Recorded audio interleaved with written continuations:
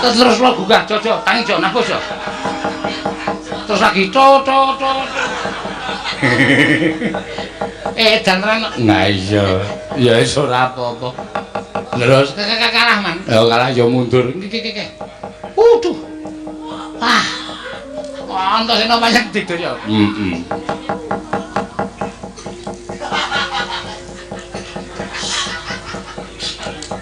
Wis Dodit nek wis mlebu ra metu meneh. Non. Nek wis mlebu ra metu meneh.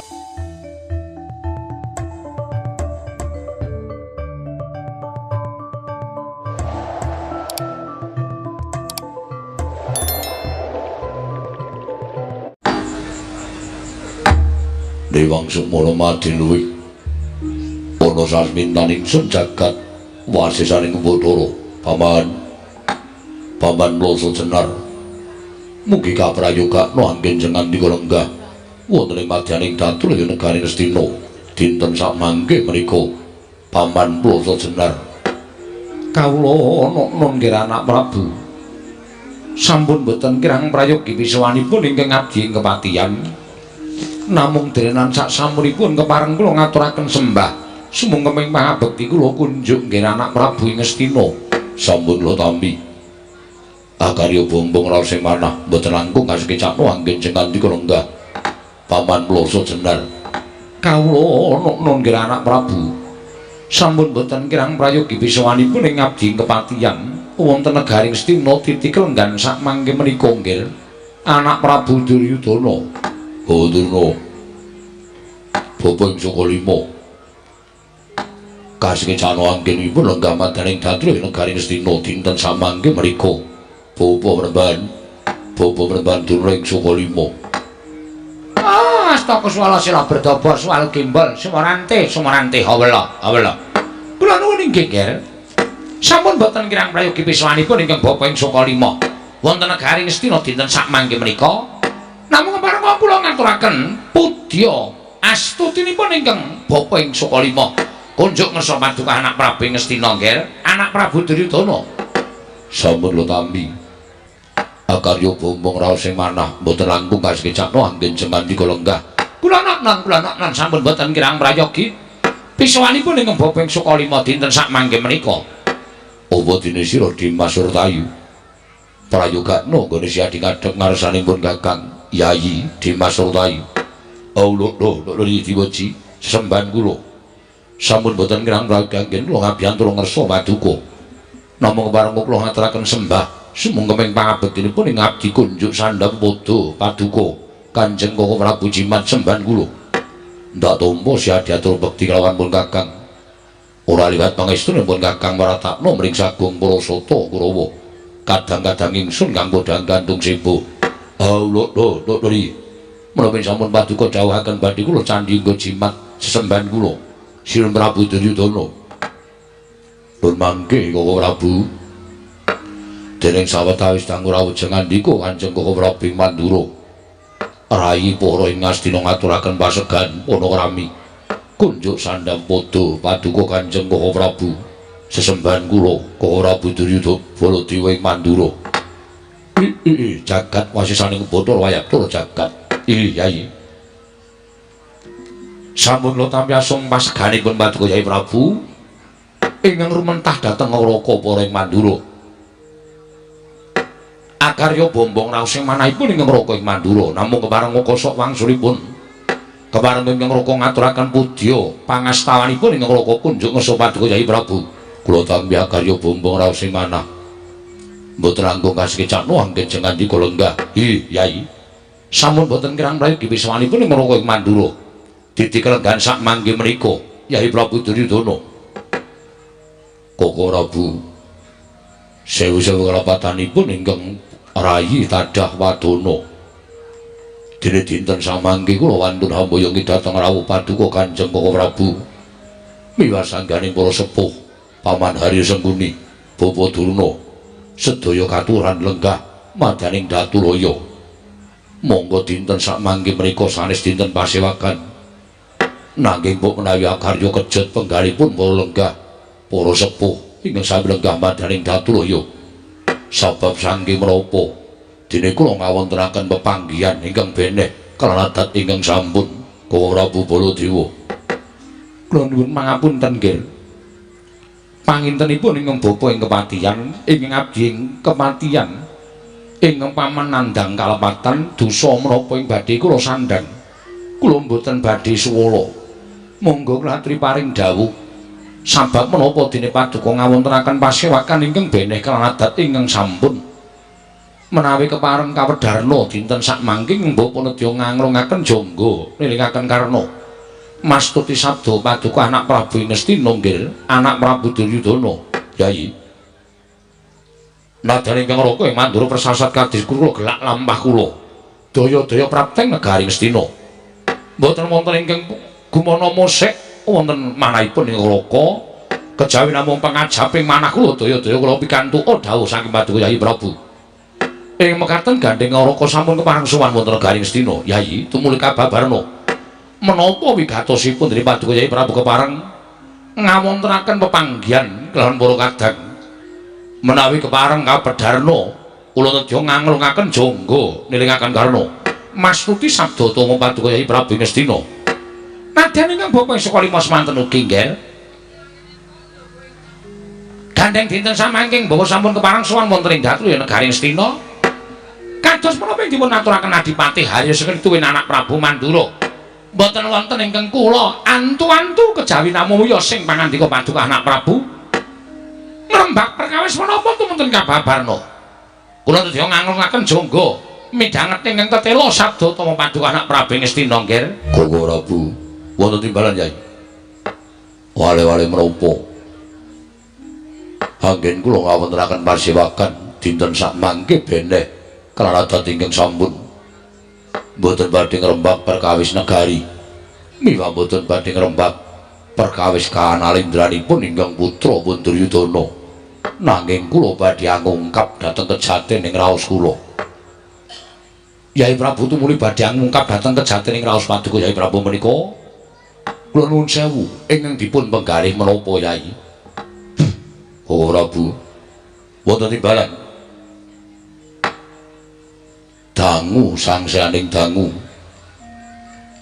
kodrating jagat ingkang winastan Bratayuda Jaya Binangun menika badhe nyaketi monggo sampun sami kawentar bilih Bratayuda Jaya Binangun menika perangipun antawisipun Kurawa lan Pandhawa menapa ta sababipun dumados perang Bratayuda mboten wonten sanes kejawi namung sami arebat kamukten negari Ngastina sami arebat dhateng Kanalindran ing mapan wonten negari Ngastina jebul pinanggihipun saya nyaketi peperangan saya nyaketi tumapak ing damel anggenipun kula manjing wonten perangan Bratayuda Jaya Binangun Blakasuta kemawon blak kotang terus terang manah kula saya miris manah kula saya kawatir durga ngongsongsa amargi sampun kegawangan wonten ing padoring netra nadyan Pandhawa menika namung gangsal glintir saumpamanipun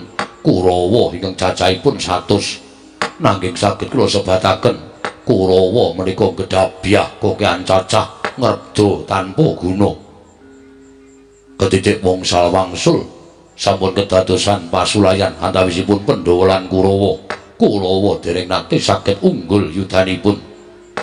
Bila sampun saged kula persani, bilih wonten madyaning Bratayuda menika tanwandi kula sakadang kadheyan badhe tumpes kelor datan posisa badhe kakukup dening para Pandhawa.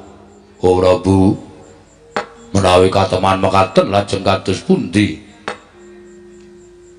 Lelampanipun ingkang Rayi Ngastina pun Duryudana Blakasuta kemawon melang-melang raos ing manah kula menawi kula kedah nyabrang perang ageng winastan Bratayuda Jaya Binangun iladal jagat wasisane kubutur wae lur jagat. Nyuwun pangapunten Yayi. Menawi paduka tumunten paring dawuh ingkang mekaten menika kala wau estunipun upaminipun tiyang nyabrang wonten ing lepen menika sampun dumugi wonten ing tengah majeng inggih klebus mundur inggih badhe teles lha nipun kados pundi Raos gegetun ingkang paduka raosaken menika kala wau tumrap kula sampun telat. Kula tumrap kula sampun boten-boten ginanipun. Upami to paduka Kyai Prabu menika boten nandur raos gething keburu sengit dhateng para Pandhawa, tumuli negari menika dipun palih dados kalih.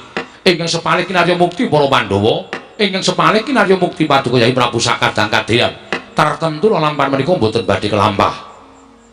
Nanging gandeng paduka cukeng, mongko pendawane adreng. Wonten pundi purukipun kejawi namung kedah nyabrang perang ageng Bratayuda Jaya Binangun Turta. Menika sampun mujudaken kudrating jagat. Mereka ingkang gadah damel menika boten titah, nanging dewa sing duwe gawe. Monggo dewa menika ingkang nitahaken dhateng sagung para tumitah ing mapan wonten ing jagat. Ateges kodrat jagat menika boten saged dipun selaki kedah kelampah. Lan wontenipun namung sagah lan semagu sampun ngantos mingkuh. Sebab menawi paduka Kyai Prabu menika tumuli penggalipun nggadahi raos ajrih miris satemah maras sababakan nyumurupi muncrating maros ing mapan wonten ing Bratayuda Jaya Binangun. Yayi, menika tasih wonten kalodhangan. Tasih wonten setunggal srana Bratayuda menika boten saged kelampah. Menapa syaratipun badhe kula lampahi?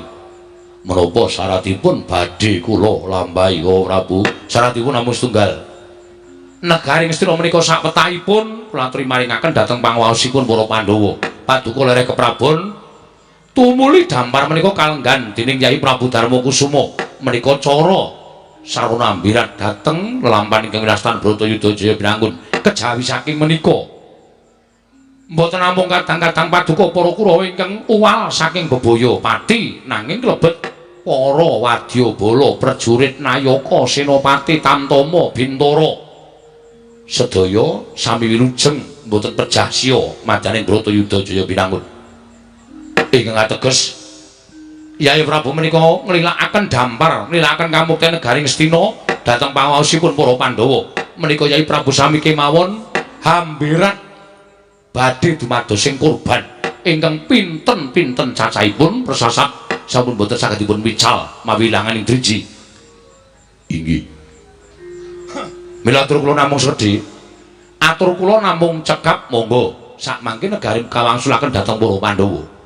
Menika badhe dados sarana paduka uwal saking bebaya perang ageng Bratayuda. Nanging menawi Kyai Prabu tumuli cukeng angekahi negari Ngastina, paduka ngeman dhateng derajat pangkat bondo donya ingkang mapan wonten negari Ngastina, la inggih monggo menika kedah dipun lampahi. Perang ageng Bratayuda kedah dipun lampahi wonten Tegal Kurukasitra. Wantun boten wantun paduka kedah majeng wonten ing pabaratan. Menang apa kalah menika sampun hitunganipun tiyang perang. Inggih, Kakang Prabu. Matur sembah nuwun Paman. Wonten dawuh. Paman Hari Sengguni kathah pemanggi menapa? Kula nuwun sewu lunggil. Menawi paduka ndangu dhateng abdi kepatihan, mestinipun paduka mboten perlu ajrih. Badhe nglampahi perang ageng Bratayuda Jaya Binangun menika emut lunggil. Pinten-pinten ewu nalindra ingkang sagah mbela dhateng paduka anak Prabu lan pinten-pinten para sesepuh senopati ingkang pranyata debya Surasekti kalintang jayaning perang ingkang sagah bantu dhateng jengandika anak Prabu Ngastina kadosta Sang Mahatmarsi Wara Bisma, anak Prabu Karna ing Awangga, Kakang Prembandurna. Kula nuwun sewu menika pitataning jalma unusaning para titah tur pilih tanding boboting yuda, mboten saben satriya saged anapaki kridanipun senopati Ngastina. Kula nuwun sewu lho nggih, lajengipun dipun ajri menika wonten pundi? Menawi Pandhawa saged tumpes kelor, ateges paduka saged lenggah dampar, mboten wonten ingkang badhe ngaru biru kelenggahan paduka minangka nalindra ing Ngastina. Nggih. Paduka saged pinardawa kamulyanipun dumugi putra wayah menika lho. Kula aturi menggali babakan perkawis menika. Mila sampun ngantos lajeng paduka menika ajrih tumuli negari dipun paringaken dhateng Pandhawa sepalih. Kula nuwun sewu, cara pundi negara kok diweneh-wenehke karo wong liya? Menawi tumrap kula bebasan sedumuk bathuk senyari bumi, nadan namung sedumuk jembaring bathuk, nadan namung saknyari jembaring bumi, Ngastina kedah dipun kukuhi mawi tetesing getih ingkang pungkasan. Menika menawi cara kula. Bawaduna, wonten dawuh badhe kathah pemanggi menapa? nuwun sewu nggih. Menawi ingkang Bapak Sukalima menika kula nuwun sewu kula mboten benten kalian menawi dados kendikanipun Adipati Harya Sengkuni. Inggih. Paduka sampun ajrih nggih, paduka sampun ajrih. Raos miris ngemaman wonten menggali paduka menika dipun singkiraken tumuntun dipun gantos raos madhep mantep anggen paduka badhe nglampahi Bratayuda Jaya Binangun. Kula nuwun sewu lho. Ngastina menika kathah para tetiyang ingkang nyatanipun Debya Surasekti kalintang jayaning perang. Pilih tanding boboting yuda bebasan, tinatah menjak jinara menter, tinumbak bengkung sinuduk putung. Menika tiang-tiang Ngastina. Iya. Kula nuwun sewu. Adipati Karna ngawangga ingkang Klaka menika persasat gesangipun sak traju sak babak kalian para Jawata. Lajeng kula menika nuwun sewu, najan dipun sawang separo netra. Niku basa napa niku? Dipandang sebelah mata ngoten lho Dipati. Maksudnya dipaci sawang separo netra. Najan namung dipun sawang separo netra nanging kula menika nuwun sewu, menawi sampun purun cancut Taliwanda, sinten ingkang badhe maida dhateng kadhetipun Bagawan Durna. Monggo kula menika dek enamipun kula menika mboten wonten tiyang kang mantun karo Raden Kumbayana menika mboten wonten. Ngono ya Kakang. Nggih, niku saestu Dipati. Mila panjenengan sampun ngantos kuwatos. Kula badhe sagah kinangka dados cagak tuaipun Narendra Krisna Prabu Duryudana. Nadyan putung kabandhemna, nadyan remuk kasawarna, kula mboten badhe ajrih mengsah anak-anak kula para Pandhawa. Turta malih nuwun sewu nggih. Kakang Prembanduna menika gurunipun para Pandhawa. Pandhawa dereng nate aben ajeng kaliyan Kakang Prembanduna. Menawi mangke Kakang Durna menika dipun ajengaken wonten ing pambaratan mungsuh murid-murite. Ketoke kok dereng wonten kelampahan, ketingalipun dereng wonten lumadosipun ing atasipun murid. Kok saged menang kaliyan gurunipun menika kok ketingali dereng wonten. Ya ngono to Kakang. Bener. Ora ana murid kok menang karo gurune. Nek pangkate sosok pancen dhuwur murite, ning bab kepinteran ora bakal menang karo gurune. Lho niku lho, nuwun sewu Wadana. Wonten dawuh, Ger. Menawi tumrap kula pamanggihaken menika kok klentu. Lho, klentunipun wonten pundi? Samenika kathah tetembungan taruna ngungkuli bapa. Tegesipun murid menika ngawonaken dhateng guru. Tur dasaripun menika ingkang dipun ajab dening gurunipun. Aja kok murid kalah karo gurune menika tumrap kula murid lan nampa ngelmu saka guru menika kirang tuwaju. Monggo gegadhanganipun guru menika murid nek bisa ngungkuli gurune. Murid nek bisa ngungkuli karo kapinteraning gurune, karo keprigelaning gurune. Tumrap kula sak menika kathah. Mula tetembungan taruna ngungkulana bapa. Menika tumrap kula kathah. Menika rak pamulangan sanesipun Sukalima. Nek Sukalima murid kudu kalah karo guru. Ha gunane apa guru kok kalah karo murid? Antene ora sinau nggih Dipati nggih. Nggih. Bapak ngungkulana taruna.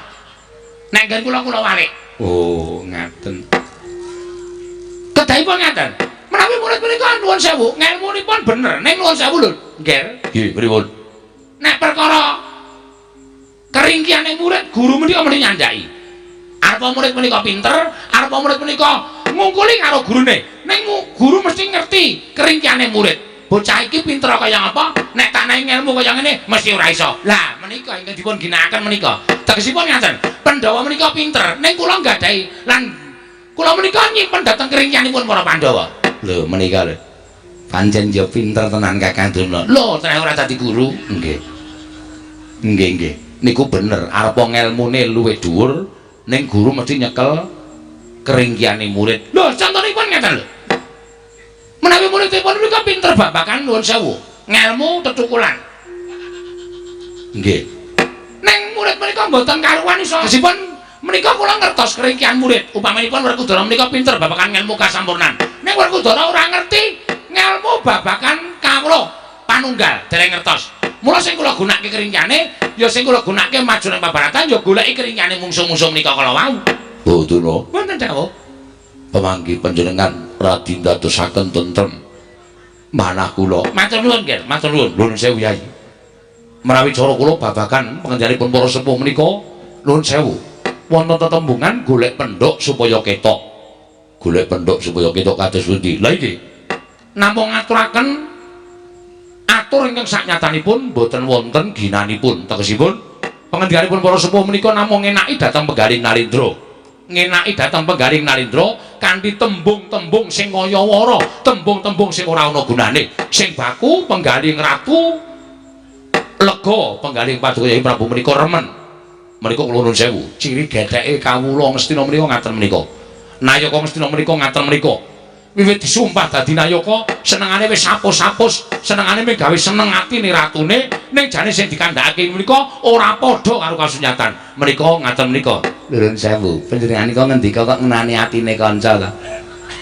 Mbok ampun ngendika kaya ngaten. Wong kula menika matur menapa wontenipun. Jane kula tak takon. Nek pancen Kurawa menika iso menang karo para Pandhawa, kula tak takon karo sampeyan dek kapan Kurawa menang karo Pandhawa? Mongko wis bola-bali, pendak-pendak ana wektu, pendak-pendak ana kaludhangan. Kurawa ketemu karo Pandhawa, mesti padha regejegan, padha bentak sirah. Ning kula durung tau krungu kabare Kurawa menang karo Pandhawa. Niku rak dereng Bratayuda. Mengke nek pun Bratayuda Kurawa ngempakaken ngelmu Jaya Kawijayan menika langkung mat, langkung teliti. Kula nuwun sewu lho nggih. Menika rak dereng Bratayuda, menika ngrembug Bratayuda. Lho nuwun sewu. Sajake kok ora ana kelakone, wong duwe ngelmu kok ora gelem ngempakake, menika dereng wonten kelakempanipun. Malah kala mangsa ana wong sing akeh sing padha kedanan ngelmu nganti menyang endi-endi dinempakake, menyang endi dirapal, dipamerake karo kanca kancane, menika pirang-pirang. Dadi nek ana wong duwe ngelmu kok ora gelem gunakake niku, kula kinten mboten wonten kelampanipun. Napa pancen ngelmune sing bosok ora ana gunane? Mangke yen menika nyinggung perasaan kula. Kula nuwun ing dados gurunipun Kurawa menika kula. Menawi panjenengan lajeng ngendikaken nek ngelmune bosok, tegesipun panjenengan menika ngina dhateng ingkang peparing ngelmu. Upama kula ngina sampeyan lajeng napa? Ha iki boten napa-napa wong genake tok. Namung genaken tok. Kula nuwun sewu lho, ngelmu kula menika sae. Namung kula nuwun sewu, ingkang boten sae menika ingkang ngecakaken mbok menawa wonten kalimat-kalimat ingkang ketrikel tuwin kliwatan. Niat ingsun dadi niat sing ngene ya saged. Saking kesusune menika ya saged. Dadi ngelmu menika gumantung karo mantrane. Sampun, sampun. Sawul ngantos sami regejegan. Samangke kula namung kepengin sanget supados para sepuh menika sami mbantu dhateng bot repotipun manah kula. Para sepuh menika sami mbantu dhateng kuwatosing manah kula. Mugi kepareng ngagengaken dhateng manah kula. Mergi boten dangu malih Bratayuda menika badhe kelambah. Kula suwun supados sami madhep mantep anggenipun junjung dhateng Karalendran kula. Sarta kinarya cagak tuwaking Karalendranipun ingkang putra Punduryudana, Paman Hari Sengkuni, Prabu Baladewa. Miwah Bapa Durna, kula suwun kanthi sanget.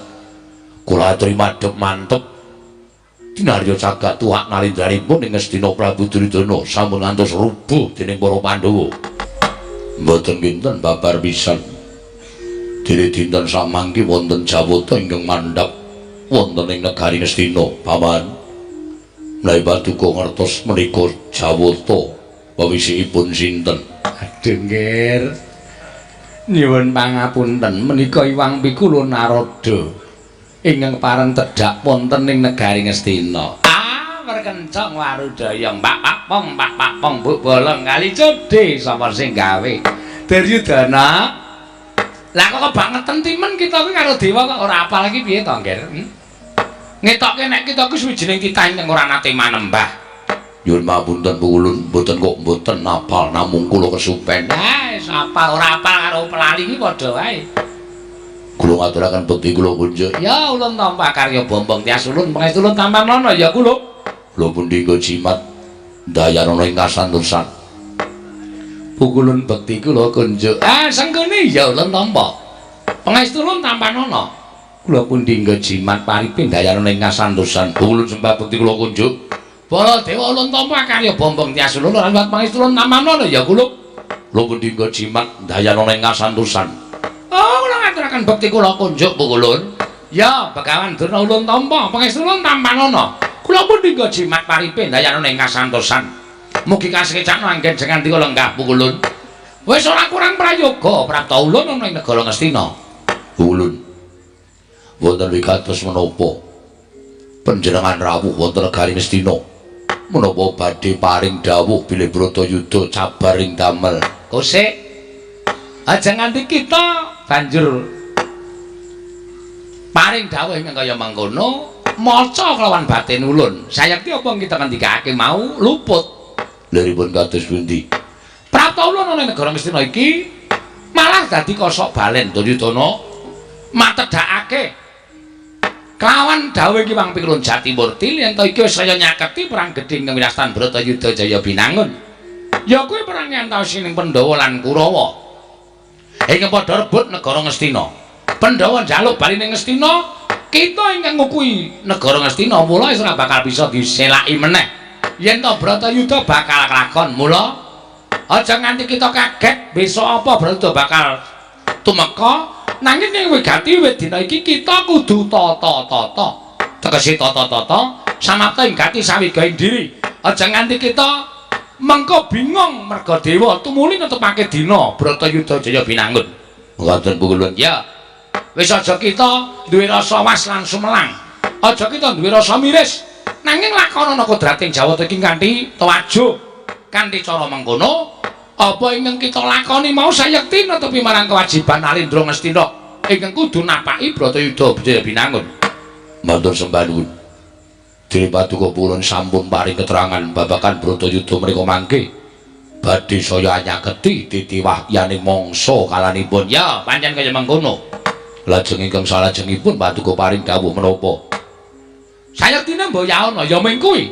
Ulun dak rawuh ana ing negara Ngastina mung matedhake timbalaning Sang Hyang Jagat Girinata ya Sang Hyang Manikmaya supaya jeneng kita samapta ing gati sawigaing diri sabab mengko bakal ana tandha-tandha Bratayuda bakal kawiwitan ya kuwi para Pandhawa utusan duta pengawakaning para Pandhawa ingkang rambah kaping 3 mala kita kudu prayitna etungen mengko yen ana duta saka negara Ngastina sepisan kaping pindho lah ingkang kaping 3 mau wis katandha wiwitan Bratayuda Jaya Binangun ora bakal bisa diberat maneh nger Kulupati. Matur sembah nuwun tanpa pepindhan.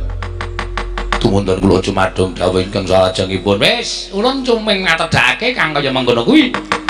Mula ya Kulup sartiting ati-ati duga-duga digawa.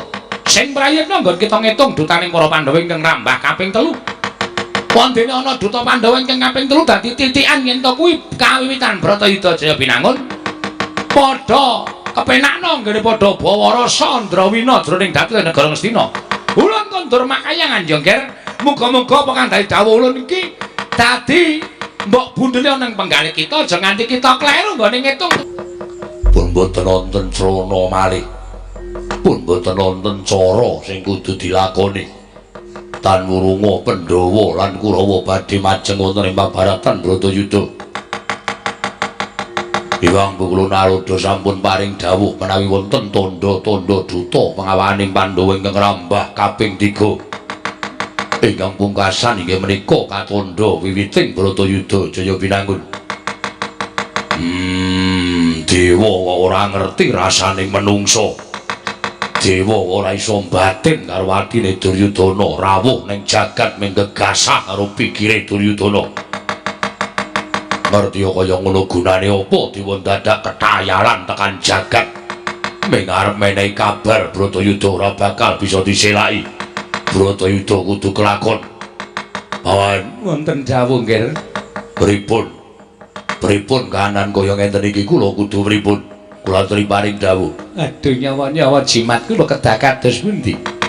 Nyatanipun sampun dipun tetepaken dening para Jawata malah sampun paring dawuh badhe wonten tandha-tandha dumados sing perang ageng Bratayuda. Boten kados pundi? Nuwun sewu nggih, saenipun inggih kedah dipun lampahi kok nggih. Badhe menapa malih badhe kados pundi malih janyatanipun dewanipun sampun dumugi wonten ing jagat. Lan sampun paring dawuh bilih Bratayuda badhe kawiwitan katandha wonten duta 3 perkawis. Menawi cara kula sampun ngantos dipun getuni, kedah dipun lampahi. Nek ming padha ngucap dilakoni wae iso. Ning kula niki sing duwe sedulur 100 cacahe. Kurawa niku sanak kadang kula dhewe niku getih kula. Nek kanthi padha tekaning pati ana ing perang ageng Bratayuda Jaya Binangun. Sapa sing kelangan? Kula sing kelangan, kula sing rumangsa. Kelangan sedulur, kelangan derajat lan kelangan pangkat. nek mung padha iso muni dilakoni bayi wingi sore iso ngucap kula njaluk iku pratikel ora njaluk sampeyan kudu mung mili kaya ilining banyu. Nuwun sewu. Menawi saking panduginipun ingkang bapa ing kepatihan sakmenika ngaten kemawon nggih. Gunane apa ngenteni duta pengawakaning Pandhawa ingkang kaping 3 sakmenika dipun gege mangsane digelak wancine. Digege mangsane digelak wancine pripun? Sampeyan aja waton bisa ngucap. Ning niki kahanan sing wigati nek ana para sepuh sing waton iso ngucap. Kula ora kepengin adu arep karo wong tuwa sing mung kakean bacot ora ana nyatane. Nggih. Menawi cara kula digege mangsane digelak wancine menika sadurunge Bratayuda kelakon kula lan panjenengan dhisiki laku aja nganti Pandhawa tata-tata. Nek Pandhawa ora tata-tata digecak perang setya kaya ngapa mesti ora bakal bisa nambah lakuning para sata Kurawa nggih. Jagat Dewa Bathara duwe iku, duwe partikel, duwe penemu kaya ngoten niku sing kula karepke. Ora mung enak-enak lungguhan sila tupang kendangan dengkul mangan suguhan. Nek ora ndek penemu babar blas ming paitan klambi batik. Racak-racak itu kaya ngono kuwi. Kula kepengin sing duwe penemu, kula kepengin padha ngulir budi ngasah kadewasan. Kula cocok, kula mathuk nek dinten iki dhisiki perang wonten negara Ngamarta, dhisiki perang teng Indraprastha. Mumpung srayaning Pandhawa dereng sami dugi, mumpung Pandhawa durung duwe kanca, wong 5 digecak, wong 100 mesti bakal tekaning pati. Menika ingkang kula kajengaken Yayi. Lho nyuwun pamunten. Menawi caranipun mekaten kula nuwun sewu panjenengan badhe dipun cacat dening jagat. Panjenengan dipun poyok dening para kawula. Kula ora usah gagas perkara kula dicacat karo jagat. Dipoyok dening para kawula. Sing baku kula menika golek kemenangan perkara carane piye menika manut kalian kula. Lah menawi caranipun kados mekaten menika tegesipun paduka semenika singrar dhateng jiwaning kasatriyan. Kula ora ngrebug jiwa kasatriyan. Kula ora ngrebug perkara kula menika satriya napa boten. Wong niku sing digoleki menang. Perkara carane piye? Kudu menang. Duryudana kudu menang. Nek perlu digecak perang negara Indraprastha dina iki uga. Wah, menawi ngaten kula nuwun sewu. Kula mboten tumut-tumut. Kula nuwun sewu menawi caranipun maten kula mboten melu-melu. Sampun ngantos kula menika dipun senggo wong tuwa ora elik-elik karo kadang taruna, teka duwe pakarti kados mekaten kula mboten tumut. Ora Bu, wonten dawuh. Nek pancen sampeyan ora gelem melu, nek pancen sampeyan ora gelem melu-melu perkara niki, sampeyan ora gelem nderekake apa sing dadi karepane Duryudana, kula mboten lawa-lawa. Kula mboten badhe anjiat, kula mboten badhe ameksa. Ning saniki kula aturi menggalih piyambak, gunane napa sampeyan lengguh teng mriki? Gunane napa sampeyan jagong teng mriki? Nek sampeyan ora ngrojongi pakartine Duryudana, upama sampeyan kula anggep sampeyan iku lair ndedheple ing Astina, ning batin sampeyan ngemuli Pandhawa, napa mboten lara ati sampeyan? Mumpung durung ana ucap sing metu saka tutuke Duryudana sing ngelokke Ratu Mandura, sampeyan mang metung aja nganti kewirangan teng mriki. Apike pripun? Apike kula tak bali teng Mandura. Sampeyan bini sepuh. Nggih, nggih. Kira-kira kon ana kula ndek penemu ngepuk perang teng negara Indraprastha cocok napa mboten? Cocok ora, Kakang? Cocok. Niki lahir batin lho. Lahir batin Dek, batin sampeyan niku ampun bebeda kula to. Niku wae ajeng kula aturke ning kedisikan sampeyan. Oh, ngoten. Nggih. Kula duwe iga penemu tinimbangane kedisikan luwung disiki nek cara kula ngoten. Oh, nggih. Nek ngoten sampeyan sagu dadi senopati. Nek perkara niku mengke riyen. Sagu mboten. Nek ora sagu tegese sampeyan niku ora mbilani karo anak-anak sampeyan Kurawa. Nek ora sagu sampeyan padha karo ngembrukke negara Ngastina. Sagu napa mboten? Mungsuhe ming para Pandhawa 5 lho. Pandhawa niku jare murid sampeyan. Ning Pandhawa luwih pinter tinimbang kula. Ning sampeyan ngerti keringyaning Pandhawa kaya rembug sampeyan ngarep. Oh iya ya. Nggih. Sagu, sagu. Madeg Senopati teter. Nggih. Pun boten nonton. Non pun boten nonton. Sampeyan beri sembiyen seneng sapa mrika? Wah, hobi. Ha nggih. Nggih. Nek ngoten diketapake para pusata Kurawa. Anak-anak kula mangke ta Adipati. Kula piyambak ngajeng ngepok perang negara Ngamarta. Pandhawa ajeng kula pateni kabeh. Nggih, ning nika mboten mung kandhek wonten ing pangucap lho kababar dadi pakarti. Lho, mestine ngono. Pendhita menika mboten kenging mencra-mencre kaya banyu tumumpang godhong mencre. Sentre. Nggih. Ora kena blendra-blendre. Nggih. Diestoke. Kula estoke. Pangandarya Wonten timbalan. Budhana Kampada Siwa.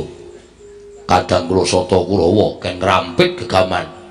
Kecap perang negara Ngastina. Nek ngestaken dawuh pamit madal pasilan. Sing ati-ati aja kaya bocah cilik Bathuna. Wonten dawuh, Ger. Kula aturi ngawat-awati lampahing para Sata Kurawa. Nek perlu sampeyan kula dapuk minangka dadi senopati. Oh, inggih ngestaken dawuh. Mangke kula ngaturaken jangkanipun Pandhawa gangsal. Aja sok janji to. Senengane kok ngaturke sirahe Pandhawa 5 kelakon we urung. Aja sok janji. Ketoke bengi iki Pandhawa mati, Dipati. Oh, Ketoke. nggih. Mula aja sok janji sik. Nggih, pun. Kok sampeyan iso kaya ngono mergane napa? Mergane kowe bola-bali kula mangan walang bengi niki, Dipati. Ngestaken dawuh Paduka Anak Prabu Duryudana panjenengan pamit madal pasilan. Surtayu.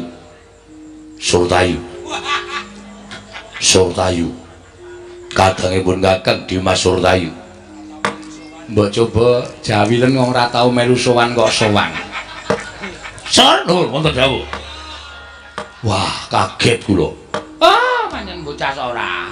Prandhek punole dandan ora kaya-kaya wae. Ming arep turu. Kekeselan lembu dadi Den Mas Brata apa piye? Mboten, Mbak.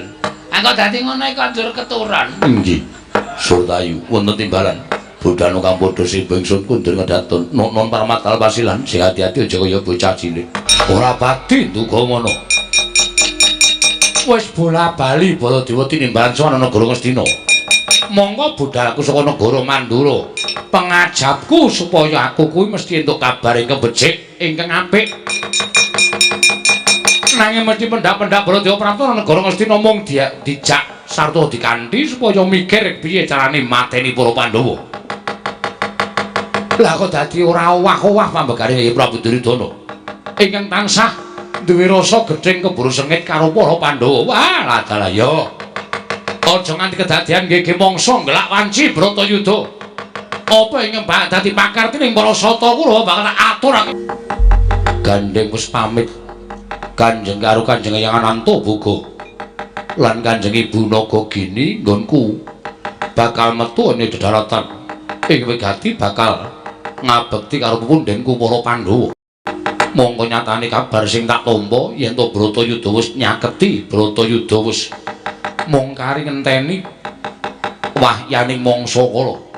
Ora lega rasane atine Antarajane ora ngabekti karo wong tuwa sarana aku ngorbanake lawan awakku kanggo kamenanganing para Pandhawa. Syukur bagi para Pandhawa bisa nampa marang Antaraja kadhapuk dadi senopati. Dadi sarana nggonku bakal njunjung marang derajati wong tuaku para Pandhawa kabeh. Nuwun sewu Prabu. Kanjeng Rama Njodipati, Kanjeng Paman Madukara, kula ingkang putra Antarja ingkang sowan ngabdian. Iki kaya Kakang Antarja. Ya Dimas. Lah iki malah adhiku lanang Wisanggeni karo Antasena. Iya, Kang. Oh, Kang, aku bareng karo Wisanggeni. Si Adyar tindak menyang endi Yai? Ngerti ya? Satemene aku wis arembug karo Kakang Antasena. Gandeng aku karo Kakang Antasena kuwi suwijining putra Pandhawa. Ingkang beda karo putra-putra liyane. Tegese beda piye? Kakang Antarja prisa dhewe. Aku kuwi ora iso ndodhok, aku ora iso tata krama, aku ora ngerti unggah-ungguh. Mongko dina samengko sumebar warata. Wis sumebar yen to Bratayuda wis nyaketi. Iya, pancen kepara nyata. Lah, aku karo Kakang Antasena kuwi duwe penemu. Yen ora ngabekti karo pepundhen Pandhawa srana nyramakake uripe awake dhewe kanggo kamenanganing para Pandhawa, sesuk kapan meneh awake dhewe bisa mikul dhuwur mendem jero karo wong tuwa, ya wong tuane awake dhewe para Pandhawa, Kang. Mula karo Wisanggeni iki janjane arep sowan negara Ngamarta. Arep matur karo pepundhen Pandhawa.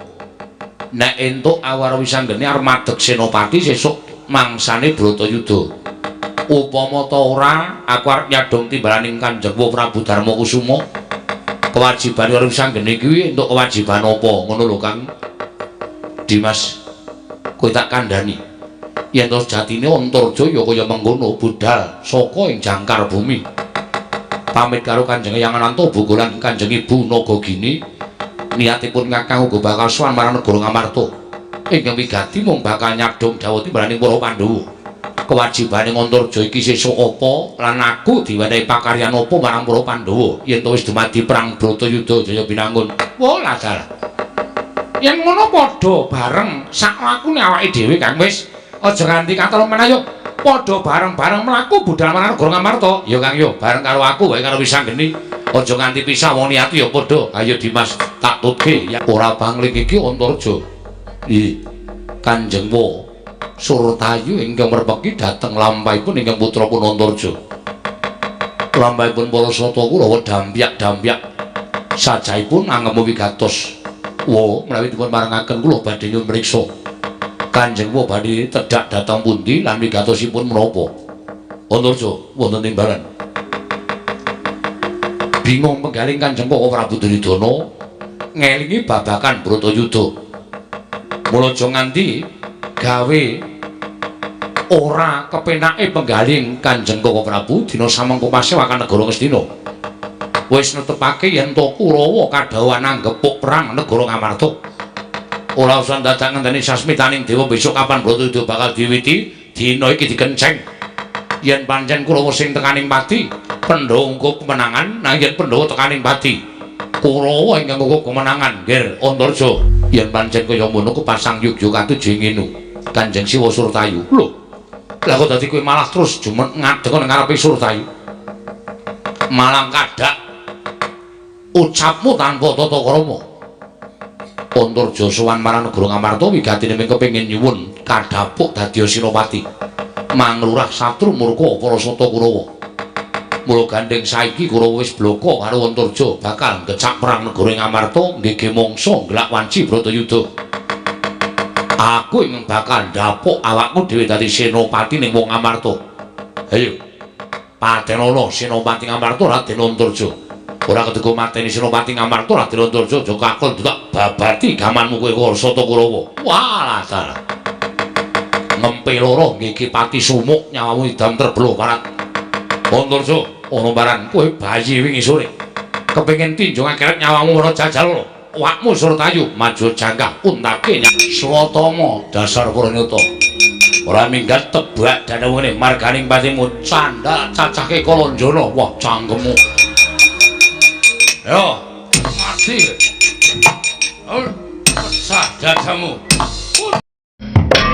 wah tak kira apa Antaséna Pakde Durmagati jale sing maju Antarja aku barang yono lombongan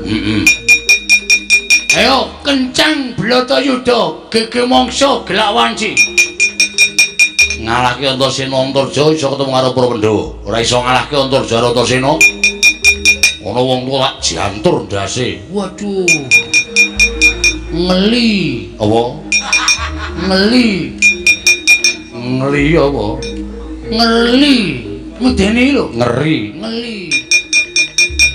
sing dadi nyatane Pakde matek dening aku Diwana pecah dadamu semplok jajan kedepe ora penyakit ayo nggawa wadyabala oh anu wis gawa pusaka nek omong dipikir ngantuk ta kowe glaji ndasmu Diwana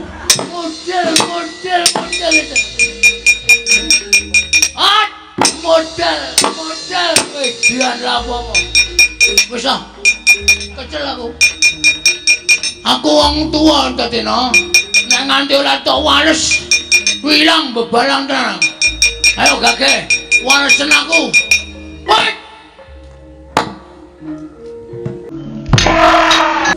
Karta Marmo kula kalah aja napa sampean ya wis nek kalah mulai juga paitan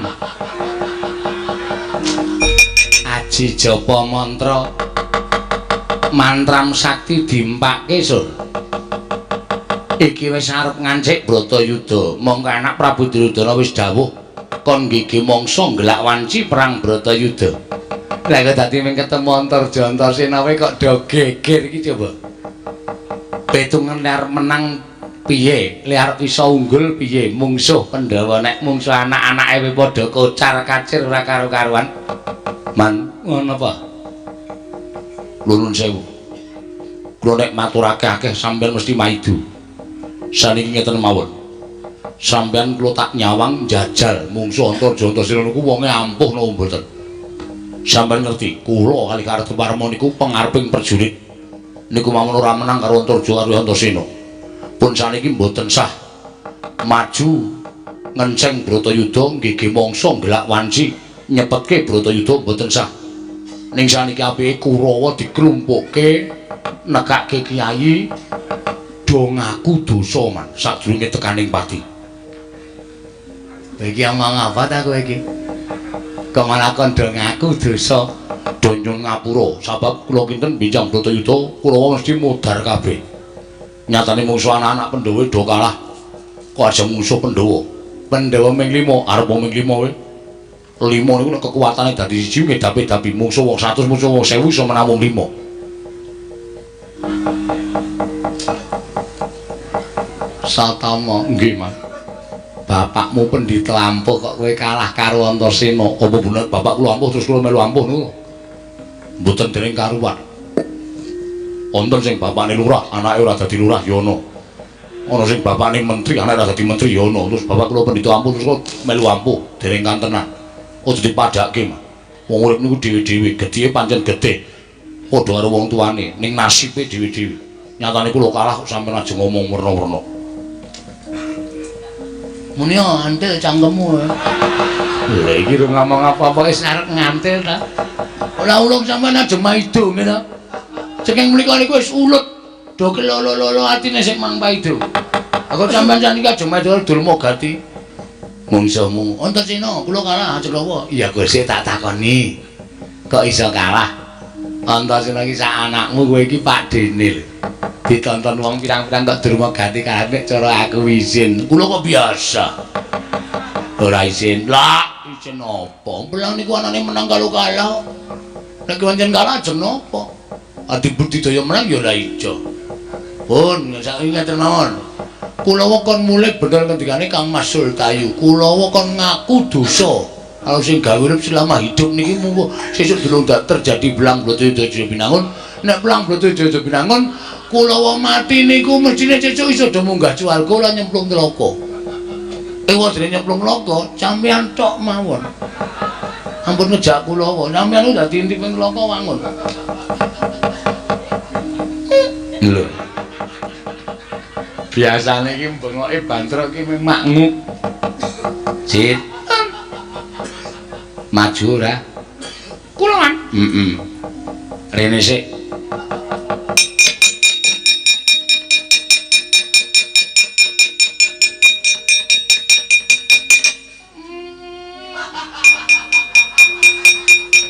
Ndak nek arep omong ki disarehke.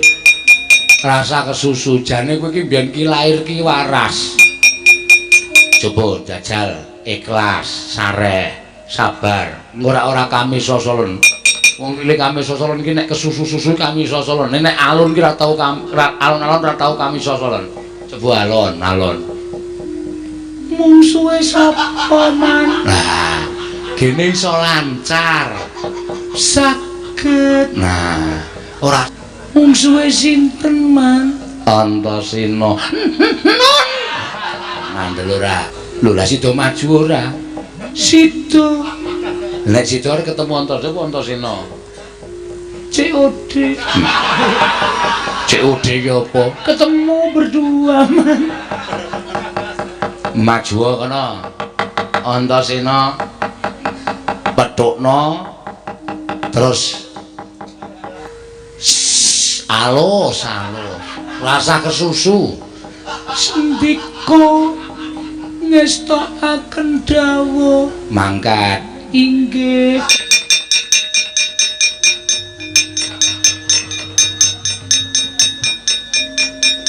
Pakdi Oh, oh. Wis mari Polikami Sasaran. Wis Antasena. Rene arep ngopo? Arep umbah-umbah. Lemes ki neng kono mau, neng kene wis kudu duwe semangat sing berapi-api mungsu Antasena. Antasena? Piye? Kenceng Bratayuda. Tinimbane ngenteni dadawing dewa saiki memengkari dalan loro. Dalan loro piye? Iwa panengen. Lho. Dalan loro sing mati Kurawa apa Pandhawa? Nek sing mati Kurawa, Pandhawa ngukup negara Hastina. Nek sing mati Pandhawa, Kurawa ngukup negara Hastina. Ngono wae. Ngelabrak Antarja Antasena sing mepalangi lala. Lakine anu lakune para sesosata Kurawa. Ayo, kowe apa aku sing tekani pati? Wah, kelakon tinju Biraloka. Lho. Tinju Biraloka mati dening aku ya. Cit.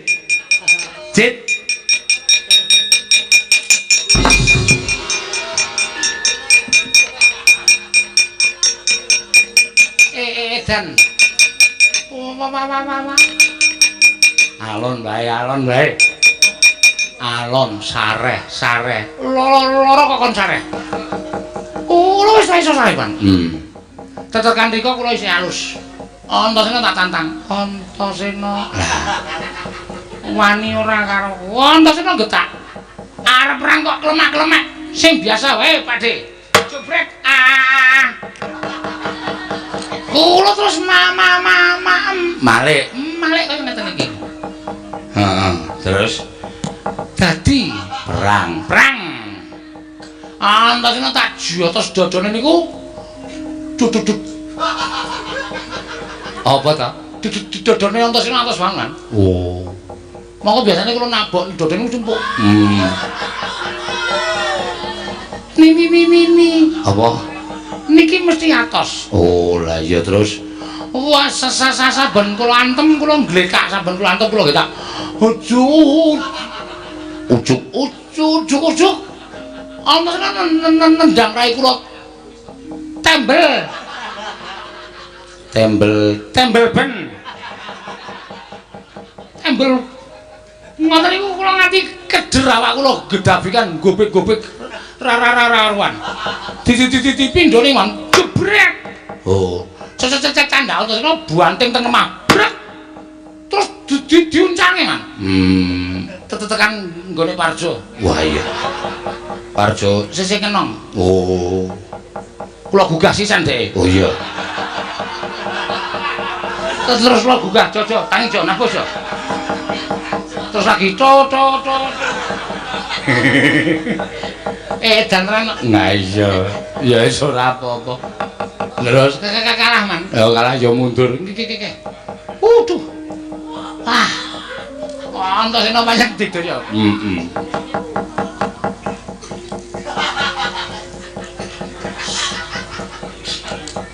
Wis lho Dit, nek wis mlebu ora metu meneh.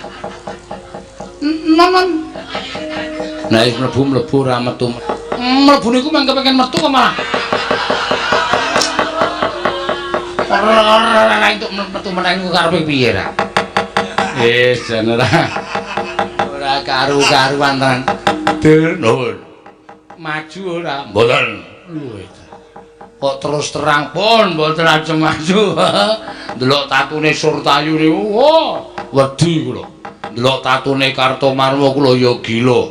Swatama tatune ya kaya ngoten kula ya gila. Kawula mboten tatu mawon, pun tak mundur mawon. Mungsuhe ming anak-anakmu, anakne ora medeni. Lha wong tuwa ora tau menang karo Antasena, ora tau menang karo Antarja, ora tau menang karo Gatotkaca, ora tau menang karo Sunjaki, ora tau menang karo Atrima mundur. Kowe ora isin lho. Wah, mboten isin niku nggone teng pundi. Pun sekecake kula tak mundur. Lah iki Kurawa lek arep perang ning Ngamarta piye kok Kurawa wis bubar sar-saran ora karo-karoan. Ajeng perang ya ngono, ora ya sakarepmu. Oh, wis ora gagas Kurawa ning kokean plening. Kokean acara ning ra tau iso kelakon. Kono pateni yo gruduk tekan dalan mandeg. Ora kelakon. Niku wis bola-bali wonten niku. Golek dalan liyane ngono. Cetha banget. Yen to Kurawa wis nerak macak nerajang perbatang. Bakal nggih mangsa ngelak wanci Bratayuda.